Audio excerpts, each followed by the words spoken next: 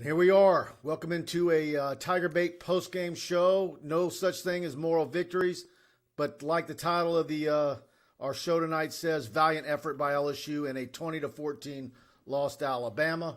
I was telling everybody to take Alabama and give the points.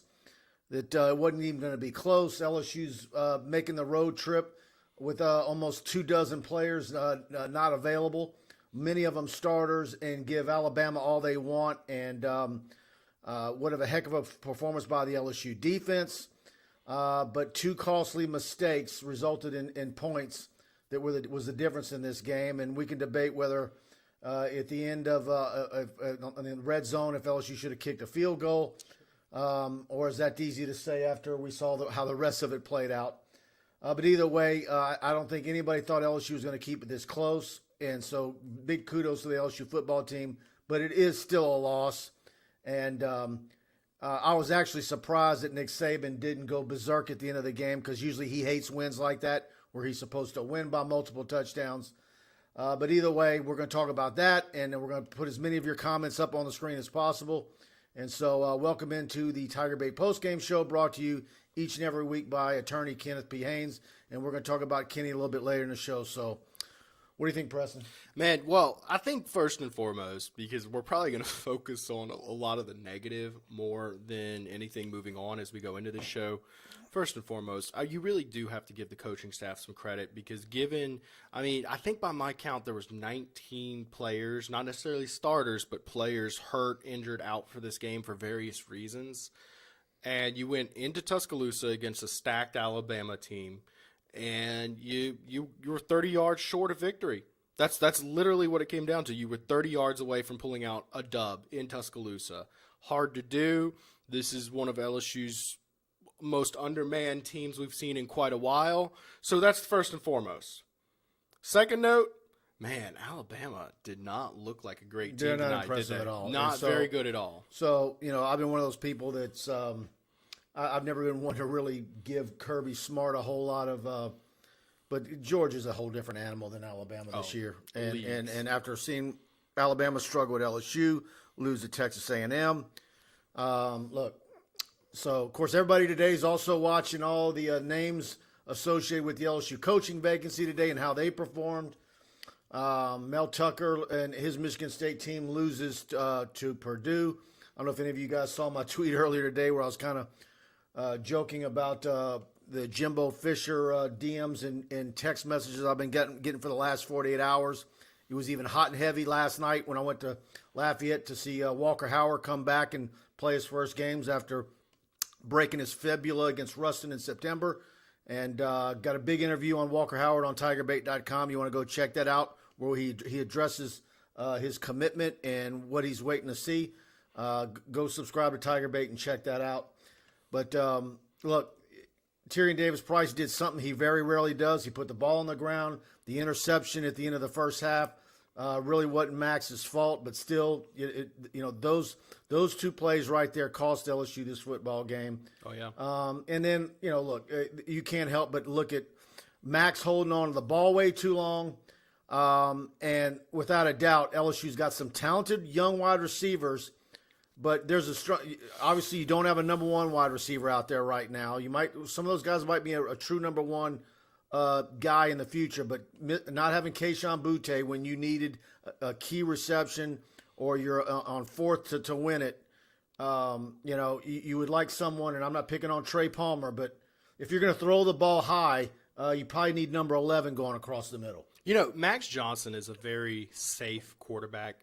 He doesn't make a lot of dumb throws. He does take a little long to sit in the pocket sometimes, but he's just not a quick, on his feet or head quarterback, and he's not an explosive playmaker by any stretch.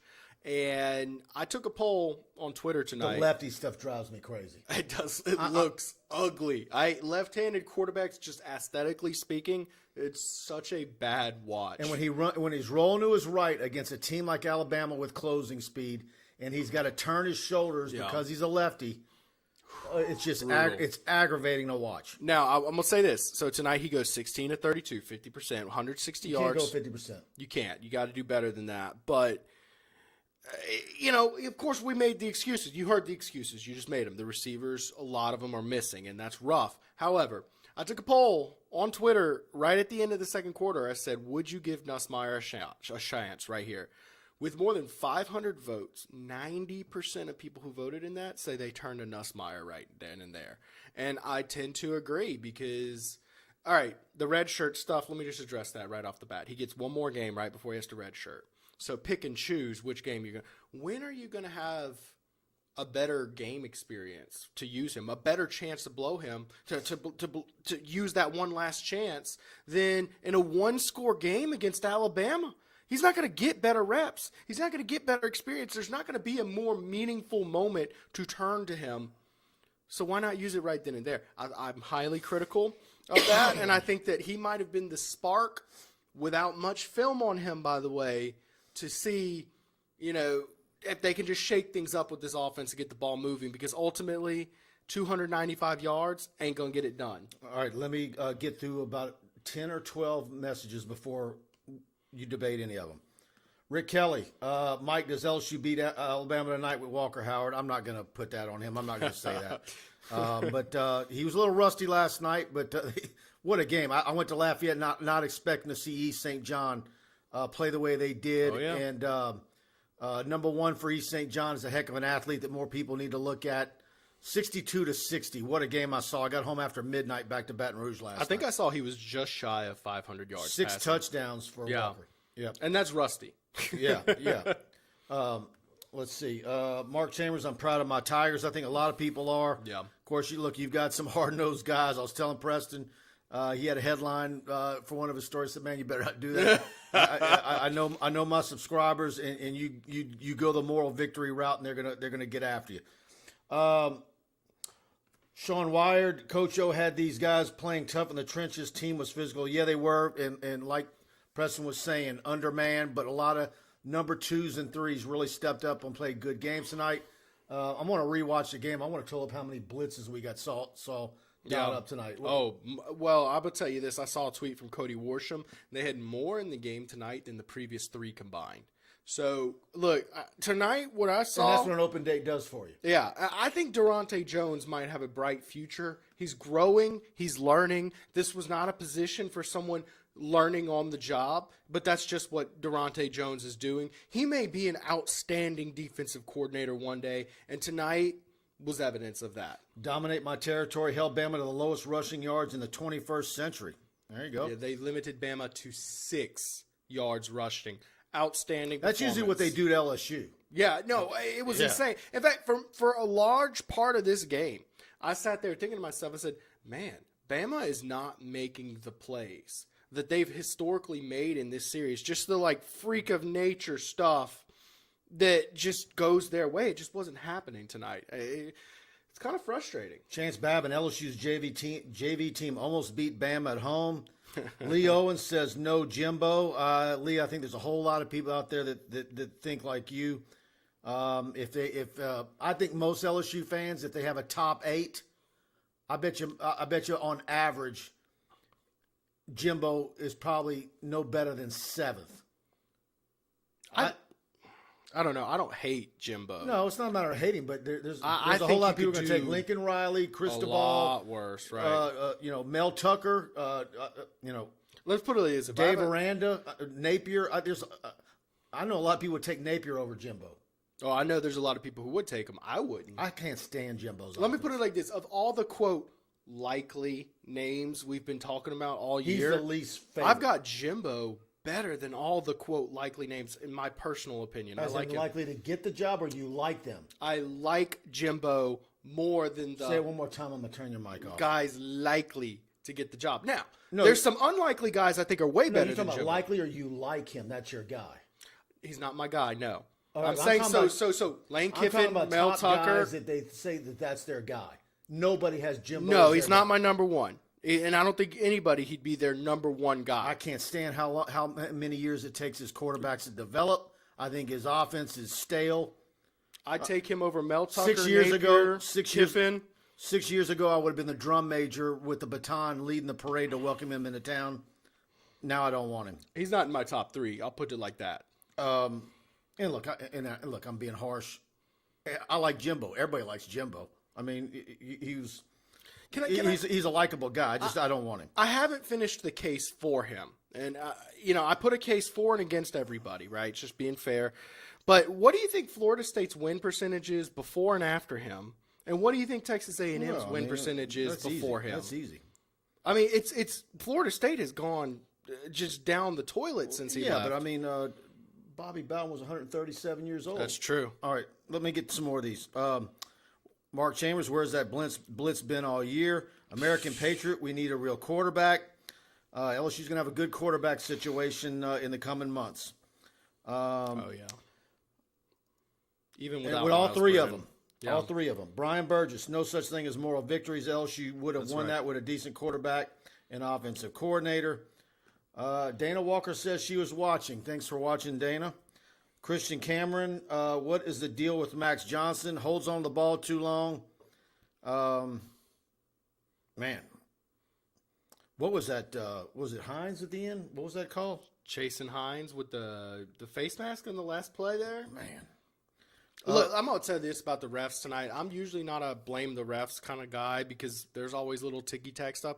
I saw 4 major blown calls for Alabama tonight, and they had a lot of penalties outside of that. I saw 4 blatant should have been called calls and 4 different calls. However, I will also say at the very end of the game on a scramble, LSU did have a targeting on Bryce Young that they completely got away with. If they had called it, that's game over for LSU right there because it was 3rd and 5. Guys, do me a favor. If you're on Facebook or if you're watching us on YouTube, please share our show to your social media timeline or your Twitter account. Help us spread the word about what we do each and every week. Hit the like button, share, and please subscribe to our YouTube channel. We just hit a big milestone last week, and our YouTube channel has almost tripled in size in 1 year, and that's thanks to you guys. But please subscribe to our YouTube channel and hit the notification bell. I'm loading up videos there almost every day, and sometimes as many as 6 or 8 videos a day. So you want to be subscribed to that. And if you're enjoying the show, like I said, do us a favor and help us with the algorithm with a like. Marc Cumble, what's up, Mike and Preston? Defense played good play calling, and the quarterback stunk tonight. And I missed Patrick Simmons. Let me get back to him. Hell of a fight. I'm so proud of this team, especially the defense. Yeah. A lot to be proud of. That's the number one thing you should take away from tonight. Yeah, look, man, nobody likes moral victories. A program like LSU, you don't like moral victories. But look, what did you think was going to happen tonight versus what you saw? I think most people would take what they saw tonight versus what they thought could have happened. Oh, I put on our thread. I said 59-17. I didn't think it'd be anything close. Sanji, likes to do his pool, and he gives away sausage, and he asked me, I need your score. And I said, 79 and nothing. Of course well, I'm going to tell you this. Bama didn't do themselves any favors trying to impress that playoff committee, which, by the way, these playoff committee polls, absolute wreck. I think that might be the beginning of the end of the football playoff committee as we know it. Remy Sylve, masterful defensive effort wasted by bad quarterback play. That was Milesian. Boy, that's a good word there, Remy. Milesian. That stings. I like that. Casey Campbell, it's so easy to second-guess that call. If we score, it's a different story. As it is now, we should have kicked. Man, we took our swing, and I'm proud of who we were tonight, and we smacked them. And, look, I think, obviously, they self-scouted themselves. They used the open date for some new wrinkles, the fake punt, the Atkins jump pass to Jack Mashburn. His uncle, Pat, sent me a message not soon after that, said, come into the chat after the show so we can talk about it. Look, there was some fun parts of the game tonight, but there's also some pain. Yeah. Let's see here. By the way, they should have kicked that field goal. I actually remember tweeting it out. I was like, look, if you're down 7, I understand you go for it, right? But you're down 6. It's not unlikely that you can make a stop, get the ball back, and then get in field goal range. By the way, they made the stop, got the ball back, got the ball to the 30-yard line with one of the best kickers in the country on the sideline, left them on the sideline. You very well could have played for overtime, but you went for the dub. Do you remember how Nick Saban reacted to the Bluegrass Miracle? No, not off the top of my head. He no. was not happy, and he acted like they lost. In reality, that's probably how he should have acted tonight. Oh, Ogeron? No, Saban. Oh, yeah, probably so. He was actually more mild-mannered than I thought. But I could tell he was thinking about it. Like that post-game interview, I just knew he was going to act like he did after the Bluegrass Marathon. I kind of was expecting him to get I thought real. he was going to get after his team a bit. But you know who had a reaction I really didn't expect was Ogeron clapping fans on his way. He acted like he won. Doing?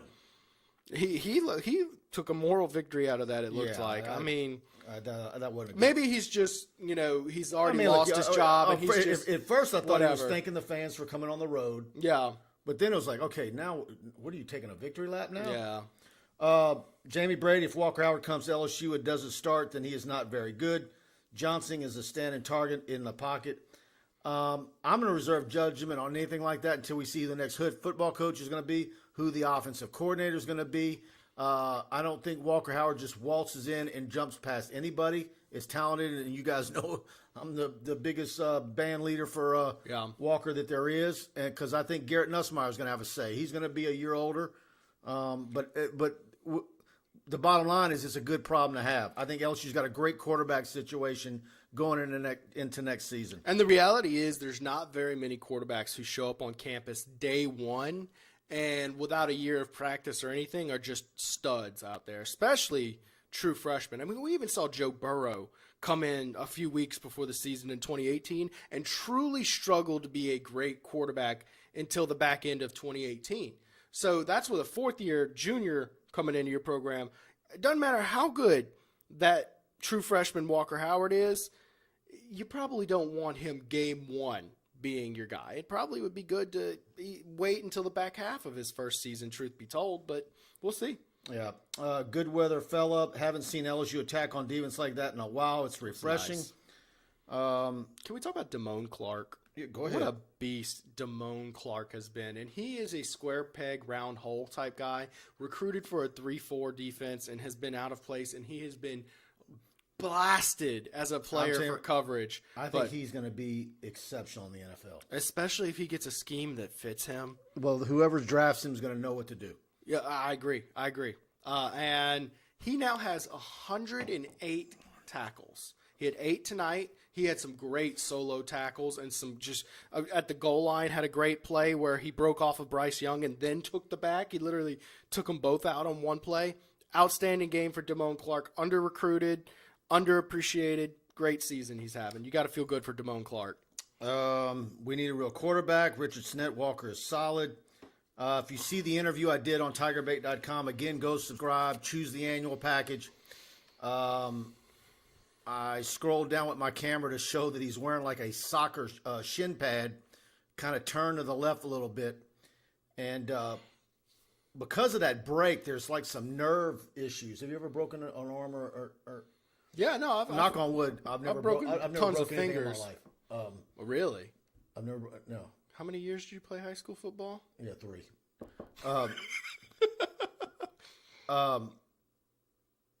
But there's some nerve issues. And so it's like one of those deals where he can play football and he can run, but it's like if you touch it, it's weird. Like it's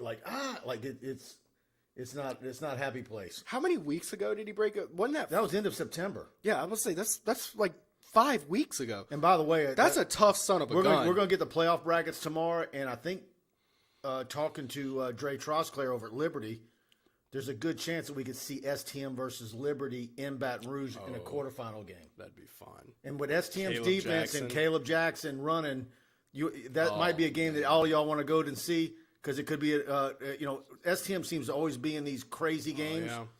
That could be a crazy game right here in Baton Rouge that y'all all going to want to go see. That'll be a lot of fun. Hey, let me ask you real quick, Mike. You know Walker Howard very well, and people are obviously very interested about him tonight. How would you rate his intangibles? How is he as him so well? I saw him do something last night I've never seen him do before. He went, of course, maybe some people might say it was a good look, but I saw him get after a receiver because they didn't, and I ain't never seen him do that. I've been watching him since the 9th grade. But he's just a fighter, man. If you guys knew his medical history in the last 3 years, I'm going to ask Jamie if it's okay to share some of it in the future, but you guys would freak out if you know what he's dealt with. I mean, it's crazy. I mean, everybody knows he had COVID, but he had a couple of other things on top of that. Yeah. And it's like, how's he even getting out of bed? And he's pushing through all of it. I mean, he had 40 touchdowns last year, undefeated. Yeah. Dominate my Terry. Have to start Walker or Nuss next year. Look, let's have the competition. You got to get a new offensive coordinator in there and see what happens. Justin Hodges, we playing Nussmeier next week or what? Jim Milano, hard-fought game, good showing by the Tigers. Walker Howard, 513 yards, 6 touchdowns last night. That's right. Yeah. How about that?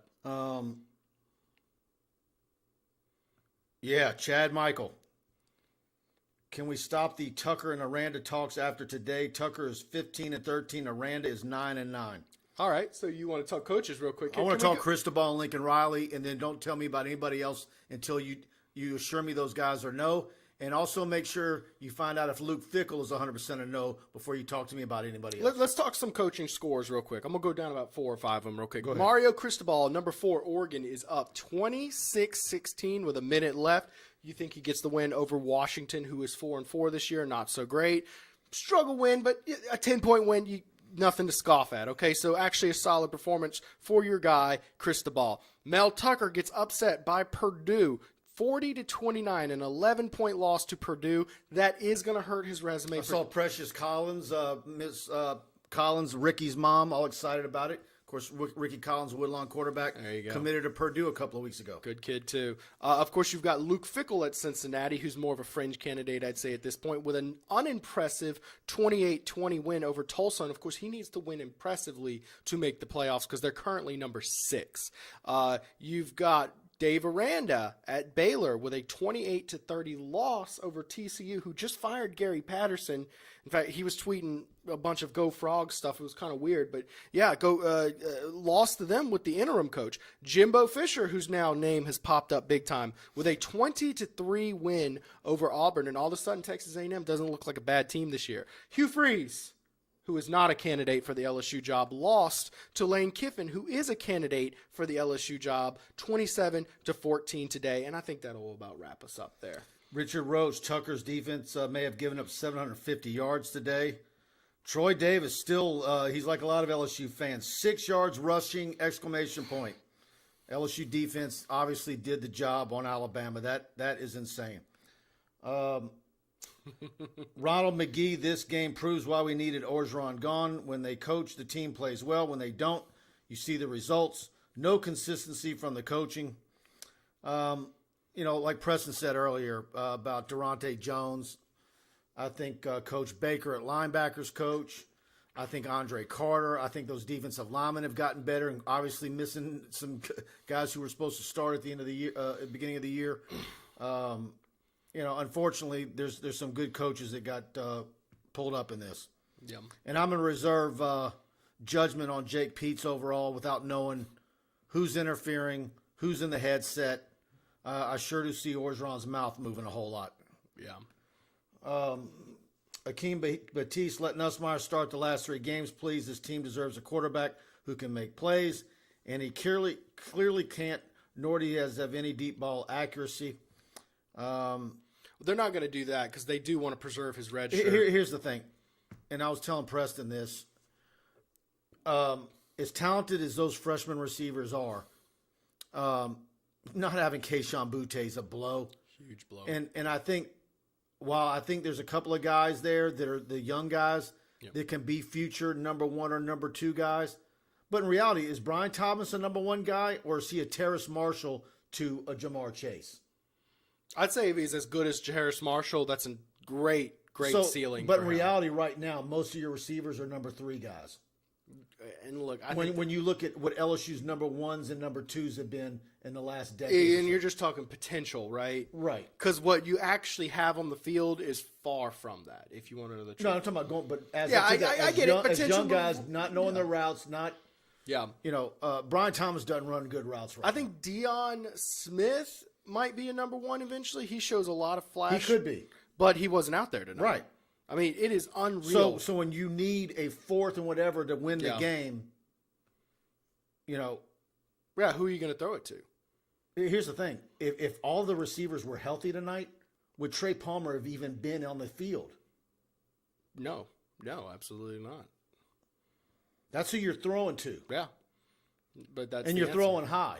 If you're throwing high, I want to throw it to the basketball player. Well, and you got Ryan Thomas. What happens if Keyshawn Butte's out there and just gets open on a few of these plays and breaks something open at some point? I mean, that's a whole different game. Yeah. How about ESPN, boy? Don't they love pointing out all the Louisiana guys every play? Fedarian Mathis had a huge game tonight. Yep. By the way, these Bama guys are invading our little YouTube chat. Yep. Roll Tide it up. Man, I hope the Bama fans are not excited based off of what they saw tonight. We're talking about a paraplegic LSU squad out there who took you 30 yards away from giving you a big fat L. Joe Swallow Besh is the dog. He is the guy going forward. Yeah, he is, and I think he's a number. I think he's an inside. Yeah, he's a guy when it's 3rd and 4 that you want to go to every play. But if you got a 3 wide receiver set, he's your 3. Yeah, I agree. Absolutely. And, part of what might have been the struggle tonight is he had to play a little out of position, had to do some things you probably don't really want him to be doing because you just don't have that many guys. Ed Jack, I say fire everybody. Well, Ed, that's been done. Maybe a handful of guys will be. Brian DeFore, we'll Brother Martin rolls over John Curtis, 41-12. Wow.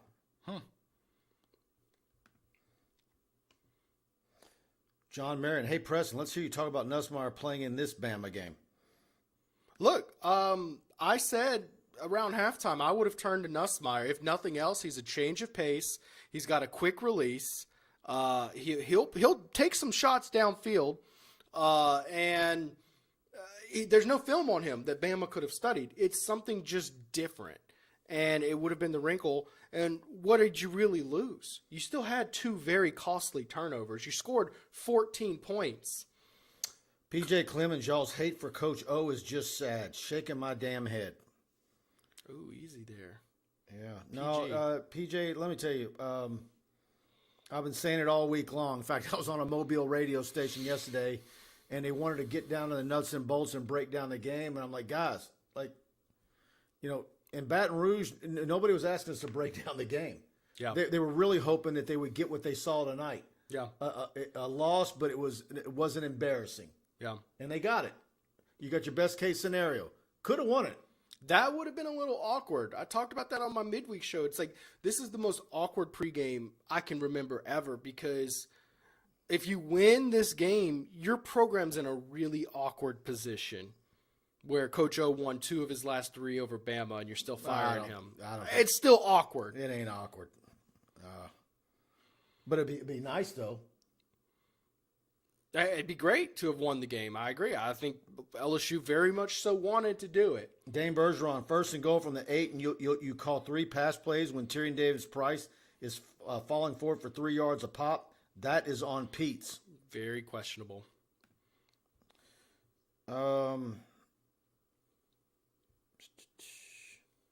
Mark Jett. PJ is Hobby's brother. Hobby was the guy that smarted off to us the other night. Good stuff, Mark. Good stuff. Good call.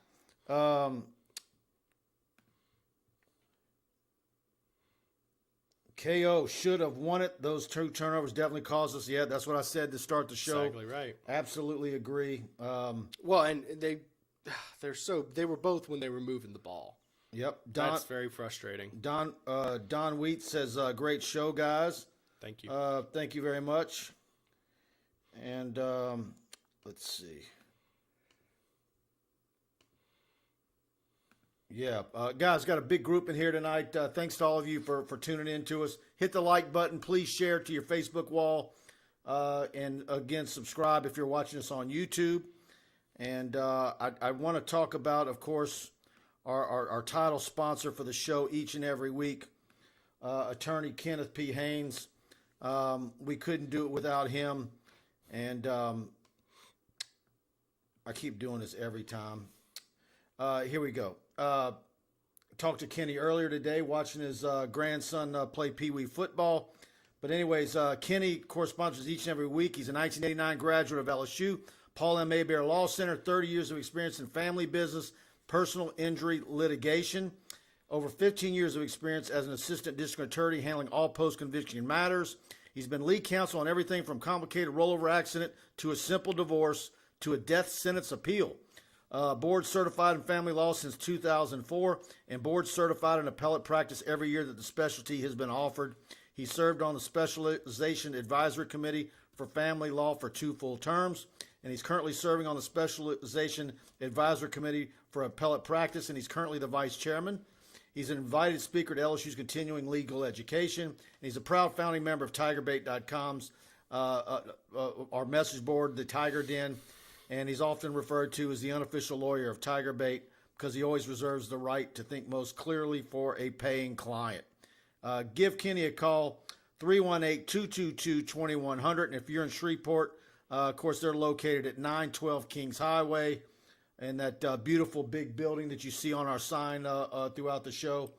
And if you're anywhere in North Louisiana, Alexandria on up, and you need anything legally, please give Kenny a call. We've got his bio right there in the description box on both YouTube and Facebook for you to check him out. Kenny is absolutely one of the best guys out there, and he does it the right way. So tell him you heard about it on TigerBait.com. You know, I saw a comment a little bit ago, and it said, it's as simple as this. Max Johnson is a good quarterback, not a great quarterback. And I think that's exactly what it is. He's just not a great quarterback, and tonight he had a lot of guys out and some struggles, and we know about the offensive line. And he was just okay out there. And he went 50%, and that's a bad stat line. But, you know, the thing I want to reserve judgment on him, he's got a lousy offensive line. Yep. He doesn't have a true pass receiving tight end. Yep. He doesn't have a number one, and in my mind, barely a number 2 wide receiver. He's got a bunch of threes with a bunch of 2s and 3 possibilities that maybe 1 or 2 of them could be a 1 in the coming years. Yeah. And tons of, and it's been a rotating chairs of receivers. Probably the thing I like the 2 things that I like the least about him is he holds on to the ball too long, and he's a lefty. Let me tell you what Max Johnson looks like to me after watching him for almost a full season worth of action now. He's like exactly what you would want if your starting franchise NFL quarterback went down and you needed to call someone to come in the game and just not lose you the game. He's going to come in and not lose you every single game. And by the way, Brian Champon brings a good point. He's hurt. He's not 100% either. Yeah, he is a little banged up. Yeah. So, I mean, don't bash him all you want, but he could be an NFL player for quite a while. Chuck Jerrad. Mike, come on, man. Your top 3 potential coaches. Please don't say Napier. I can't believe that Woodward would risk his legacy on such a lower-tier coach. My top 3 are Cristobal, Lincoln Riley, and Fickle. And is there maybe a scenario where Brian Kelly would come back into the picture? I've been hearing some rumblings. Top 3 who you want? That's top 3 who I want. My top 3, if I'm the athletics director. Yeah. Yeah, Napier is in that next category down. And that next category down has Jimbo Fisher in it at the bottom of the second category. So you take Napier over Jimbo Fisher? Yeah. Mel Tucker? Would I take Napier over Mel Tucker? Mm-hmm. I would. Oh, okay, so you take Mel Tucker over Jimbo. It's a toss-up. Okay. I think that tells us exactly where you stand. Mm-hmm. Not a god-awful hire, just kind of, yeah. I mean, he needs to do more. I mean, yeah. Beating Michigan is like beating Kentucky. I just wonder if there's a ceiling at Texas A&M. I mean, you beat Ohio State, then they're like, hey, okay. I'm wondering if we have this misperception about Texas A&M, that they have all these resources and they're a top-notch SEC team and you've got everything you need to win a championship at Texas A&M, and he's underperforming so badly. I mean, how Jerrad Guillory, Cristobal over Jimbo sure. and Napier, that's insane. How is Cristobal over Napier insane? I mean, no offense to Napier, man. He's in the skunk belt. Look, I would take. He's Jimbo, never won the Sun Belt outright. I would take Jimbo over Cristobal. And I'm saying I think he's a good coach. But it's not insane to say Cristobal's a better coach than Jimbo. It's not insane. But I do think Jimbo, I would take him over Cristobal personally. But it's not insane. I mean, you could very easily I don't like see Jimbo why Fisher's Cristobal. offense, and I don't like how long it takes quarterbacks to be guys in his offense. I just don't. Well, then we see quarterbacks coming right out of high school and being productive in so many offenses everywhere in the country. I think he just hasn't been able to find a quarterback, period. It's not that it's taken them a long time. And I've thought that. I think they've been all terrible. I've thought that too. How long did it take Jameis Winston to play good in his offense? But isn't that on him? He's the quarterback guru, right? Yeah. No, it's been very disappointing. Why aren't they signing him? I don't know, but guess what? Daryl Dickey is his offensive coordinator, who was the tight ends coach at LSU under Curly Hallman. Day one at LSU, he would have a better quarterback than any quarterback during his time at Texas A&M on day one. Yeah, Tyler Smith says someone said that earlier today. I was on the phone kind of saying what I'm saying right now, and right when we were saying and the news broke that he had gotten a commit from Walter Nolan, I said, oh, never mind. Well, he's good now. Yeah, A&M landed Walter Nolan, one of the top defensive linemen in the country today. Yeah. And he's getting got the Banks kid to visit that's committed to Oregon and Cristobal, the big offensive tackle from Texas, who's not as good with is not as good as Will Campbell. Will was at the STM game last night. He's still in Lafayette. It's homecoming for them, and he told me he's over 300 pounds. He's 305 now. Reagan Linder, I actually agree with you, Mike. That is such a mistake, Reagan. Let me just tell you. No, Reagan's a good guy. Just a bad call on that one. Anytime I agree with Mike Scarborough, always somehow burns me, huh? Chuck Gerard, how about Mike Tomlin as a surprise? That would be a great hire. If you said Tomlin was interested in coaching college football, I'd say, oh, yeah. And then I'd be like, but can you get him here like November 28th? Man, the problem with NFL coaches is the regular season ends January 6th. You can't even interview those guys until January. By then, you would have lost all your recruits. You know who'd be a good coach nobody's talking about? Man, if we could just bring in Bill Belichick, that'd be awesome. Yeah, let's exhume Bill, that's Vince Lombardi's body and reanimate him. And, that's where Mike Tomlin is for me. Like, you heard his comments. Like, he disrespected the college gig. He ain't coming, y'all. Mose Simmons, Cristobal is an O-line, offensive line who has never been a coordinator. That doesn't matter to me. He's a recruiting machine. The one position that ails LSU is almost always offensive line. He's got 5 of them committed right now. They're all 6'5", and he got Cam Robinson away from LSU when he was at Alabama. And he's a Saban disciple, runs a very strong program. They're in the playoff picture. They were walloping. Who were they playing earlier? Well, they're playing Washington, but I mean it's a tight game. No, what was the score when I walked up here? They were by like 10 points. 20 points. 10 points. Yeah, 10 points. I'm telling you, I read it on air. But here's the deal about Cristobal for me. Great recruiter. I actually don't care about the recruiting prowess quote. I don't. I think LSU recruits itself. Go grab your players in state and find a few out of here. The brand, it'll recruit itself. Good players want to play for good coaches. Ogeron was a fantastic recruiter and put so much effort into it. The stories you hear about how he's recruited players, top notch. But didn't get it done in LSU. There's other things that matter. I don't care. I want a schematic guru. I want somebody with coordinator experience. Someone without coordinator experience is one bad coordinator hire away from 7-5 at all times, and that is not how you build a consistent program relying on coordinators. That is why LSU is 4-5 and 5-5 last year. Jerrad Guillory, Mike Howells, Mel Tucker, a toss-up. I'm being a little hyperbolic with that, Jerrad, but I'm sorry. I feel like y'all are making me crap all over Jimbo when I do like him. I don't know. I want somebody a little bit more dynamic offensively. I just do. Yeah. I don't like a lot of his staff. Who would he be bringing with him? Yeah. I sure as heck ain't bringing Damian Craig, is he? I can't imagine. I like Josh Henson. Could Damian Craig and Kevin Falk be on the same coaching staff? Look, there's a lot of people in College Station who have just been aggravated as heck with his offense and thinking that he needs to let go of the reins and let someone else come in and install a more modern offense.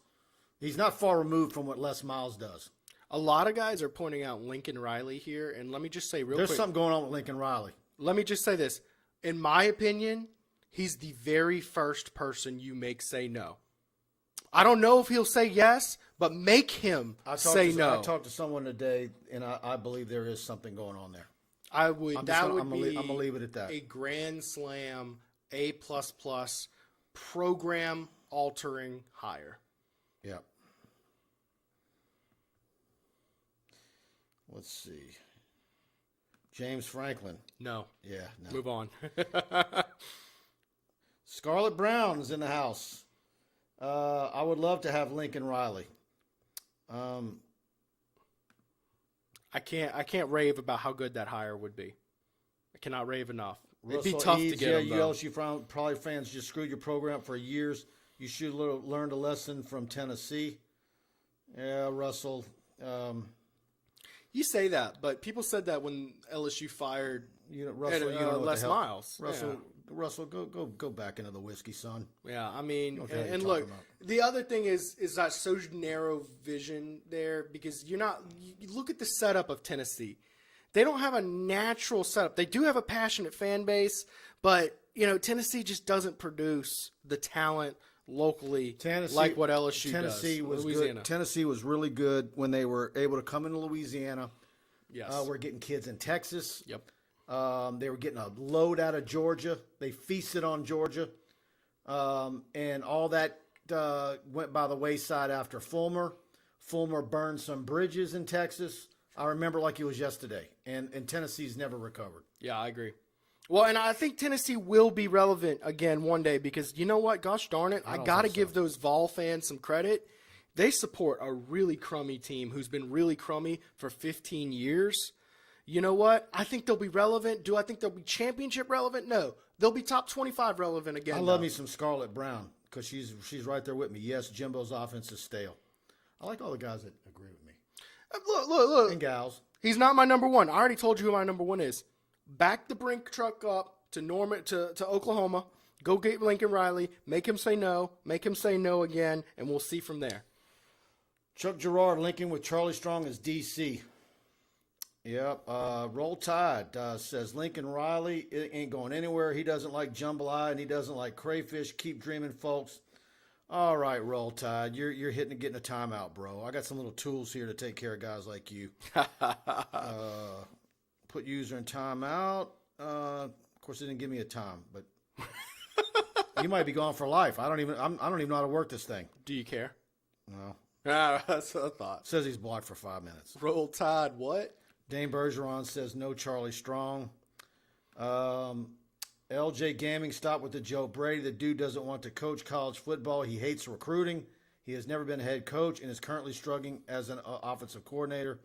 Yeah, I love what Joe Brady did with Steve Ensminger, but he does not. He is definitely a guy who wants to be an NFL coach. Yeah.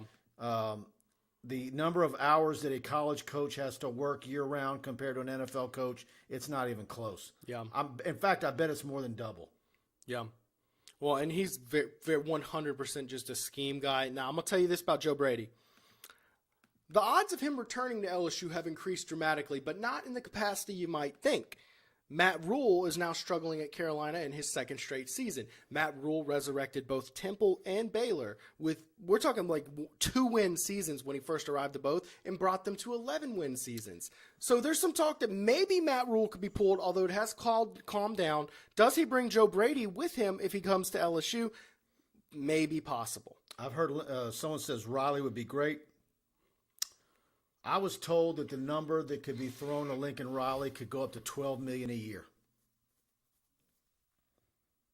I like them apples, if that's accurate. I think that's very reasonable. And by the way, my source kind of echoed something I'd gotten from somebody else. That's who I've been on since day one. That's what I want LSU to go after first and foremost. Yeah, see, the thing about Oklahoma is when Texas and Oklahoma join the SEC, there is a real scenario where Oklahoma, that is not a really good move for them. And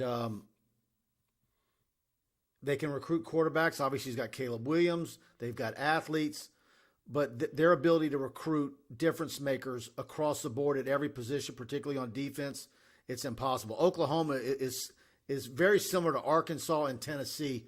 In fact, probably might be worse. I mean, they've got to recruit Texas extremely well. Yeah. They come to Louisiana and get some backline guy here or there.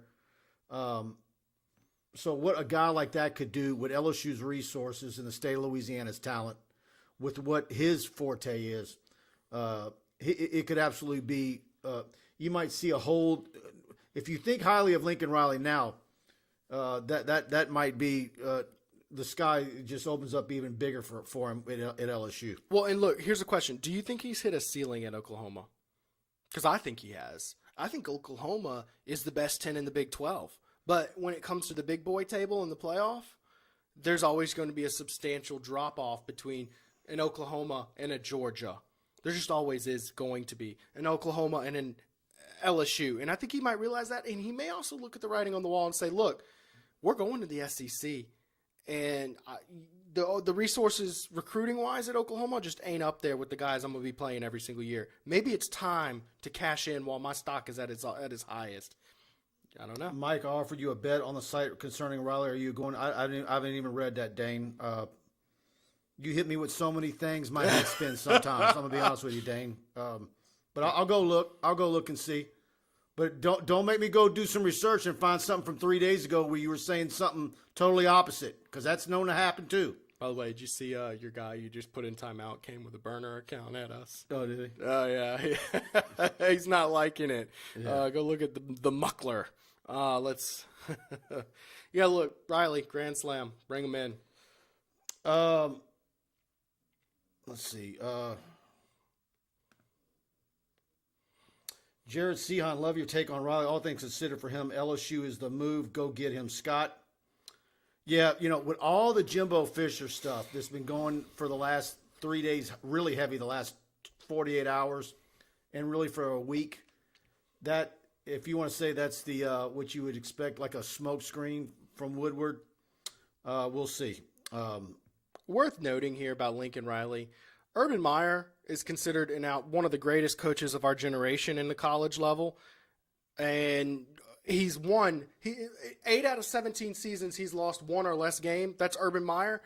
Lincoln Riley has a higher winning percentage than Urban Meyer. How you like that? Team Thompson Bass Fishing. Thanks for the super chat, and let me know if I can also get a guided fishing trip out of you. I'll go to Toledo Bend, Sam Rayburn, wherever you need to go. But can Riley get here in time to save recruiting? Probably not. That's a good question. I mean, that's one of the things I've been saying. Like, you want all these guys to be pristine, and you're watching all the guys that are playing each Saturday and wanting to critique them off of what they did in one game and trying to eliminate them. But in reality, if there's somebody you really want, you might want them to stub their toe and not hold it against them, so you can get them here November 28th and hit the ground running and on the phone with all the recruits and trying to get Shaz Preston and Kendrick Law and Quincy and Jacoby. Take your best swack at trying to get Aaron Anderson back. All of it. Although all that, maybe a Lincoln Riley could be the guy that could get Aaron Anderson to think. Yeah, maybe so. That something wild like that would have to happen, because I feel like that one's pretty solid. But and see, y'all get me excited about Lincoln Riley. I told you I'm not married to Mario Cristobal. Who would you take, Riley or Cristobal? I wouldn't bat an eye at either one of them. Okay. I would probably take Riley. Okay, all right, just check it. I was going to say, there's just no way you can put Cristobal and Riley on the same piece of paper and say, that guy. And if you told me Fickle was ready to leave Ohio, I would probably move Fickle ahead of Cristobal. Now, I talked to Ross Dellinger about Fickle, and, he actually thinks Fickle to LSU is less likely than you would assume. Yeah, he was wrong. I'm just telling you. Yeah, he thought Fickle would go to USC before he. Well, he didn't say that. What he said was that the USC AD and him are very good friends, very tight. However, he said Fickle is a big-time family man, got 6 kids, 2 sets of twins. I got a good friend who's that's a manager hard to of a move Burger around. King. I'm not going to eat there. Let me tell you, if I'm bringing 6 kids anywhere, I'm not going to L.A. I'm going to Louisiana, if anywhere. But he may very well just be very content in Cincinnati, and they're going to be a Power 5 team soon, so that's a factor. I get it if he wouldn't want to come, but I'd still say, I mean, if LSU offers him anything near like that number you floated for Riley, that'd probably be too difficult And see, not and to here's pass the thing, up. and this is something we talked about very early on in the when Orgeron got cut. That money sounds crazy right now, but remember, that's what Woodward does. He likes to do the 7 and 8 year deal. Yeah. And so you're giving a crazy amount, maybe making him the highest paid coach, even going over Saban on the first year. And of course, Saban will immediately get to go to Alabama because I think he's got in his contract where he has to be the number 1.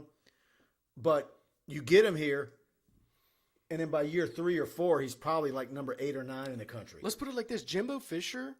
As high as he was after 2 years, I don't even know if he was in the top 10 anymore. Yeah, he's not in the top 10. He's like 12. I mean, it's really not that big a deal. But to get the splash higher, you do the big number in the year 1 on an 8 year deal, and you're not even 3 years down the road, and it looks genius. Let me put it like this: no matter who LSU's hiring, the Bob Manns of the world are going to be pissed at that contract, no matter what. So we'll see. By the way, thank you, Team Thompson Bass Fishing, for the super comment. Thank you. News tonight: Facebook stars are now open for the page. So if you want to be the first ever Facebook star donor for TigerBait.com, please go ahead and take that honor. I don't even know how it works, but we got it. We'll guarantee your comment on the screen Mark if you do Zuckerberg came through for us. Yeah. He's good for something. Rebranded as some creepy meta brand. And now Chuck we get Garrard. stars. Michael, should Walker would Walker like the Lincoln hire? I think he would. You know, the thing about it is and I'm obviously I was getting after Jimbo earlier and his offense being aggravating to watch sometimes. All the rest of them, like I was watching Oregon the other day. Their highlights from last weekend. I'm watching that tape and I'm like, that looks like so many STM games. The plays and the play selection that Shane runs with Walker, and look, all these guys are running similar offenses, but some of them have better quarterbacks from one another. Whether it's Cincinnati or what Lincoln Riley's got to work with is certainly better than what Cristobal's got, and but the offenses are all pretty similar. Yeah, especially in modern football. I would say it'd have to be a pretty poor hire to scare off Walker Howard at this point. He seems to be a Tiger through and through, not to mention the risk of committing somewhere nowadays is not nearly as high as it used to be, because almost every single time, say it doesn't work out, you're just going to transfer and become immediately eligible somewhere else. It's not a high-risk option to just go to the school you want to go to as a high school signee nowadays. So I'd say you'd have to completely bust on the hire to go with Nussmeier, to lose Walker Howard, I'd say.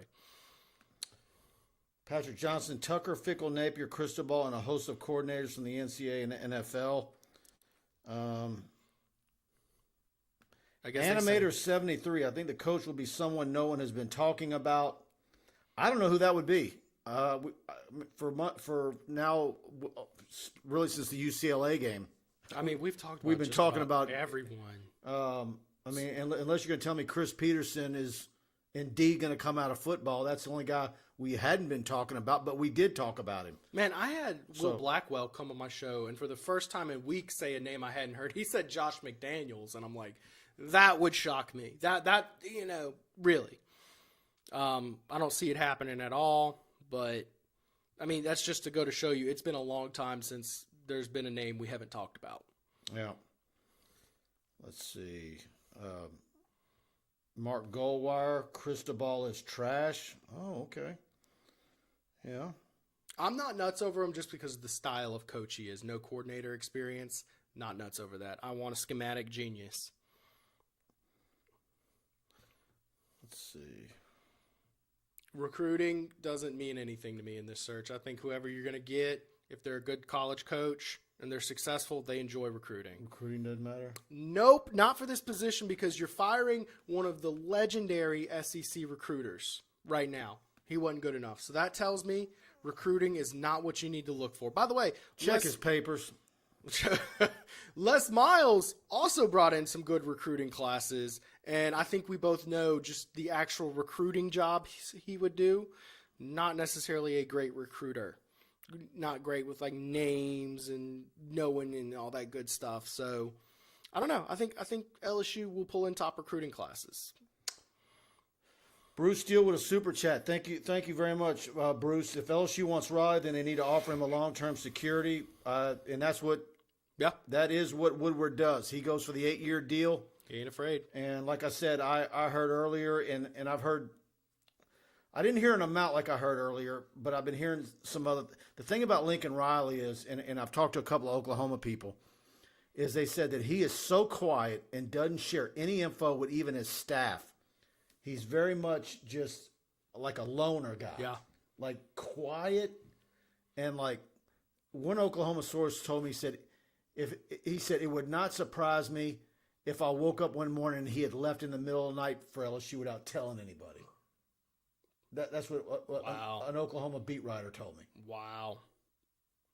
That's wild. Now, he wasn't saying that he was going to leave, but he's saying It wouldn't shock him, right? Because of the nature of how he is. That's how he would leave, and no one would have had any inkling or clue that he was about to leave. Yeah. So, one problem coaches have with LSU is the short lease, 10 years, 4 natties. Well, yeah, you might have a short lease, but you're getting paid $17 million to go away. I mean, you want to talk about security, but there's a whole lot of other extraneous issues with Orgeron that made his leash really, really short. Dane Bergeron says Preston has been visiting Dr. Daniels. Yes, he has. Who's Dr. Daniels? Jack Daniels, with recruiting not mattering. Look, I just don't think for this position. Look, I genuinely don't believe Les Miles was a great recruiter.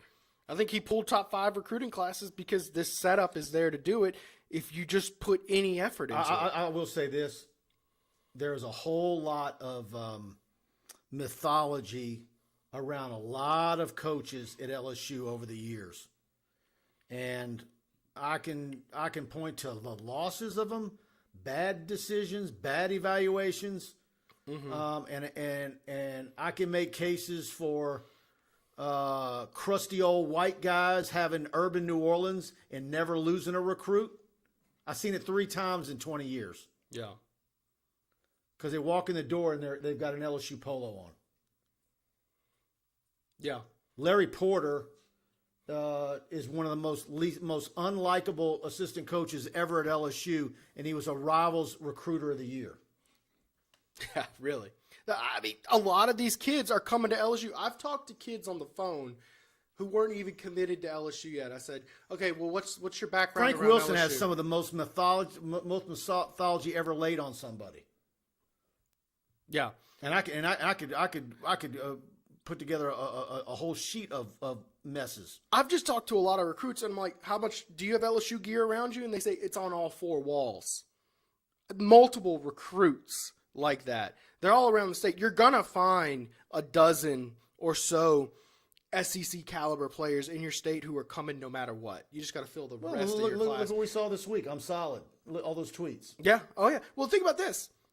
LSU doesn't have a football coach right now. There's 14 players committed. You've got the number 1 quarterback in the country, a 5-star offensive tackle. Yeah, there's some guys who kind of like LSU, like a Jacoby Matthews, but they need to see more out of you to actually get their commitment. But there's 14 players coming regardless right now. To me, that is absurd that we have not seen a mass decommit. Let's see. Automatic Ant. That 4th and goal where Max overthrew the receiver was just plain ugly. Yeah. That would have won the game. I need to watch that again. Did he have to throw it that high? He was off Was his he trying back to get over foot. the outstretched arms? So he held on to the ball too long, first off, which is just kind of... And he's throwing off his back foot like he always does. Flowing off his back foot. He's not a great improviser. We went from Joe Burrow, who was the best improviser we've ever seen, to Max Johnson. It's god-awful when he needs to improvise. Go watch, and I'm not saying this to throw Max under the bus, but You want to see some improvisation? Go watch the Walker Howard video I shot last night. And remember that this guy cleanly broke through his left fibula at the end of September against Ruston and Kyle Williams' defense. 3.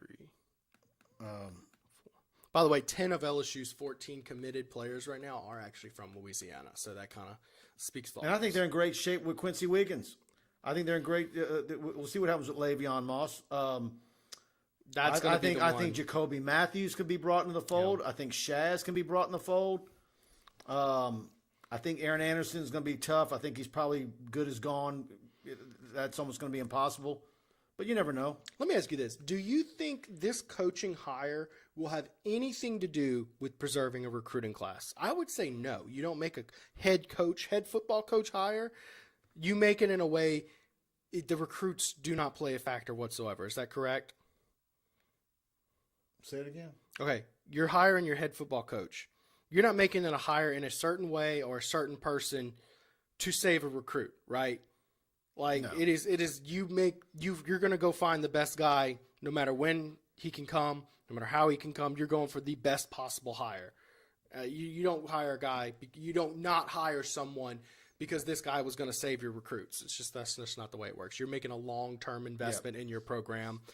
Recruits are short-term investments in your program. Look, we can, there's maybe a couple of guys who I wish weren't guys on the board, and maybe they're not, and we're going overboard. But I legitimately think there's probably a half a dozen guys that I think would be very good hires. I don't think there's a whole lot of bad guys in there. And how many guys? And as much as I'm going overboard on saying how much I don't want Jimbo, I don't think he would be a bad hire. I was just about to ask you that. You said you got a half a dozen, and he's about 8. So I think there's other guys that I would prefer. Yeah, I'm not saying he would. Good hires relative. That's the thing. We're bashing a lot of good or maybe or is there another way to say it is I think there's probably about 8 guys who can go 9-3 every year. Any coach should be able to go 9-3 every year at LSU if they're very competent and don't have lapses. I'm trying to think in my head, and one of the things I'm keeping in mind is the new restructured SEC where you're not going to have to play Alabama every year. But then the question is, who's the guy that's the difference maker that can get you in the playoffs? Once or twice every 5 years. That's exactly what you're looking for. Exactly right. My thing, I think there's 25 coaches who could go 9-3 consistently at LSU. That should be automatic. That's exactly. There's no reason you should ever be worse than 8-4 as LSU's coach. Period. 9-3. End of discussion. 9-3 is what we call the Phil Fulmer, Les Miles, Mark Richt disease. Purgatory. Like the guy who wins just enough to keep the job. And then when you got a weak AD like Joe Oliva, they linger around and yeah. Yeah. Although Joe Oliva did want him out, he just didn't have the power that Woodward has. Right now, if Joe Oliva's your AD, he's getting bullied by a lot of people. Woodward has said, no, screw that nonsense. I'm hiring the best coach. Thank you for your input. Yep. Let's see. Don Wheat says Lincoln Riley can get you to the playoffs every year. I don't know if that's reasonable whatsoever. No, but he'll keep you in the conversation. I believe that. I mean, that's gonna change for him, and so he's going to be in the SEC school, and I do think Oklahoma. I don't know what that does to Oklahoma. That could actually make things more difficult for them. Yeah. No, it will. I don't see Oklahoma sustaining the success they've had at all. I think Lincoln Riley probably knows that to get over the hump and not just get to the playoffs and get beat to where he can actually fill out his entire roster. Yeah. He can do it at LSU, but not Oklahoma. Like I said, I think he's hit the ceiling at Oklahoma. His ceiling is dominating the Big 12, making to the playoff, and getting spanked by Alabama, Georgia, or LSU. That's his ceiling. He's done a fantastic job, the best he can do at Oklahoma. Oklahoma, you just do not have the abundance of wealth of insanely talented players who just are lining up to come to your school. American Patriot with the Super Chat. Thank you again. Thank you. Is anyone watching the transfer portal? I hear a lot of players are inning. When we talk about that 25 plus 7 this year, in order to get the plus 7, you have to have 7 go in it. Right now, LSU has 3, so you need 4 more. Yeah. And it's not just 25 and you get a free 7. I think that there's a lot of depth at certain positions that line up very well for that. I think there's a lot of log-jammed positions with guys who probably are going to need to go elsewhere. And those guys have to be in the portal by December 1st. Yeah. And extra years of eligibility from the COVID stuff plays a factor into that. A lot of guys will be able to get an extra year of eligibility and seek it elsewhere. Yep. Guys, go to TigerBait and subscribe. We want to have you as a premium subscriber. Brian Lazar just sent me a text. His analysis piece is in my email box, and as soon as we end the show, I'm going to have that up on the site. Preston's story shell is up, and he'll add quotes to it. I'll have Ed Orgeron video, Nick Saban video, player interviews. We're going to have all that for you on TigerBait. And the Walker Howard recruiting interview where I asked him point blank about where things stand in his highlight video that I shot in Lafayette last night, that's up on the front page. And our Tiger Den message board is going strong with guys like Kenny and Dane and many others. Y'all go subscribe to TigerBait. And anything else you want to add? No, I mean, lots of good comments. I wanted to thank y'all for joining in the show. We had tons of viewers tonight. Great game against Alabama. Thank you all. This is a growing YouTube page. 9,000 subscribers. I think we owe a big thank you to all of our viewers. I said that earlier. Thanks to all of you guys for spreading the word, subscribing to the channel, hitting the notification bell. We had a YouTube channel for years and just really never used it. I was using it personally for like concert videos and stuff. Yeah. And then all of a sudden I said, we're gonna start really using our YouTube. We were using Facebook for live, and so but really it was last September that we started using YouTube a lot, and we've more than doubled our subscriber base on YouTube thanks to you guys. So spread the word, and if you're not a subscriber, please do so. It's free. Hit the subscription bell, button and the notification bell. And, of course, and we thank all of y'all that watch us on Facebook. When we go live, we stream both places. And so Preston will be back here Tuesday night with his show. I'll be back Wednesday. Buddy's already trying to back out on me. He says he's getting a little tired of talking about who the potential coaches can be. I'm going to see maybe if I can talk him out of that because I know a lot of you guys like to hear what Buddy has to say.